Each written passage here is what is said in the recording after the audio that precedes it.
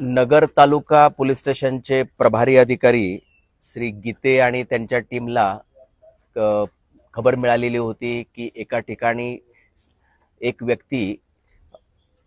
वारंवार सिगारेटची पाकिटं घेऊन जात आहे आणि हे सस्पिशियस बिहेवियर दिसल्यानंतर त्यांनी रात्री जाऊन त्या व्यक्तीला ट्रॅप केलं आणि त्या व्यक्तीच्या गाडीमध्ये काही 80,000 रुपयाच्या बनावट नोटा मिळाल्या. तिथून पुढे त्यांनी एक एक आरोपी असे साधारणतः 7 आरोपींना अटक केलं आणि यामध्ये हा सगळा मुद्देमाल जो आहे तो मिळालेला आहे. यामध्ये आपल्याला संभाजीनगर मध्ये जे MIDC वाळूज भागामध्ये एक पूर्ण बनावट नोटा बनवण्याचा कारखाना मिळालेला आहे आणि त्या ठिकाणी हे सर्व जे बनावट नोटा बनवण्याचं जे सर्व जे काही साहित्य आहे ते जप्त करण्यात आलेलं आहे. यामध्ये मग बनावट नोटा बनवण्यासाठी जो वापरला जाणारा मोठा प्रिंटर आहे, प्रिंटिंग मशीन आहे ते